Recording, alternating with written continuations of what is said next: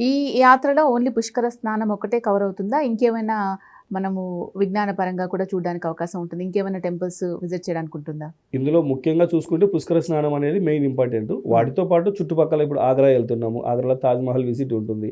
అలాగే మథుర, బృందావన్ కూడా వెళ్తారనమాట. సో, మథురలో వచ్చేసేసి శ్రీకృష్ణ జన్మస్థానం దర్శనం ఉంటుంది. అలాగే బృందావనంలో మనకు చూస్తే అక్కడ 5500 గుడులు ఉన్నాయన్నమాట. హ్మ్. సో, వాటిల్లో మనకు ఏవైతే వీలుంటాయి 1, 2, 3 ఏవైతే మెయిన్ టెంపుల్స్ ఉన్నాయో వాటి విజిట్ అనేది ఉంటుందన్నమాట. అలాగే ఢిల్లీలో కూడా కొన్ని ప్లేసెస్ సైట్ సీయింగ్ వచ్చేస్తాయి. ఇది వచ్చేసేసి 2 నైట్స్ 3 డేస్ సంబంధించిన ప్యాకేజ్. ఓకే. అలాగే సేమ్ ఇదే పుష్కరాలకి మన దగ్గర 4 నైట్స్ 5 డేస్ ప్యాకేజ్ కూడా ఉందండి. హుహుహు. సో, ఈ 4 నైట్స్ 5 డేస్ ప్యాకేజ్ ఏంటంటే ఢిల్లీలో స్టార్ట్ అవుతుంది ఈ ప్యాకేజ్. ఢిల్లీ నుంచి హరిద్వార్ వెళ్ళి హరిద్వార్‌లో గంగ స్నానము, తర్వాత అక్కడ ఏదన్నా మనము పూజా కార్యక్రమాలు చేయించుకోవాలంటే చేసుకొని హ్మ్. గంగా హారతి అనేది ఉంటుందన్నమాట.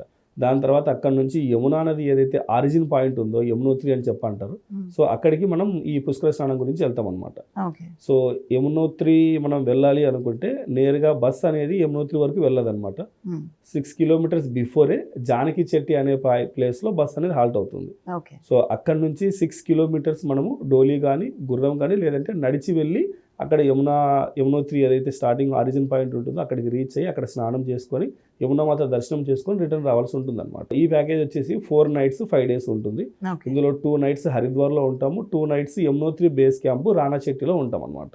ఓకే. సో, ఈ 5 డేస్‌కి సంబంధించి మనం విత్ ఫ్లైట్స్‌తో 40,000 ఇస్తున్నామన్నమాట. చాలా మంది 2, 3 ఫ్యామిలీస్ కలిపి లేదంటే ఒక 5 ఫ్యామిలీస్ కలిపి వెళ్ళాలి అని అనుకుంటున్నారు కదా!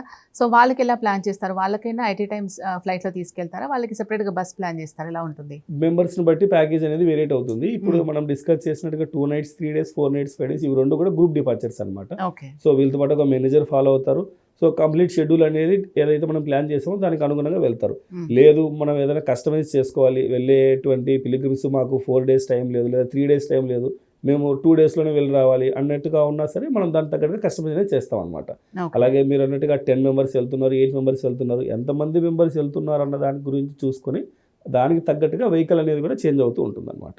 So, okay. షెడ్యూల్ అయితే సేమ్ ఉంటుంది. హ్మ్. సో, యాజ్ పర్ మెంబర్స్‌ని బట్టి వెహికల్ అనేది చేంజ్ అవుతుందన్నమాట.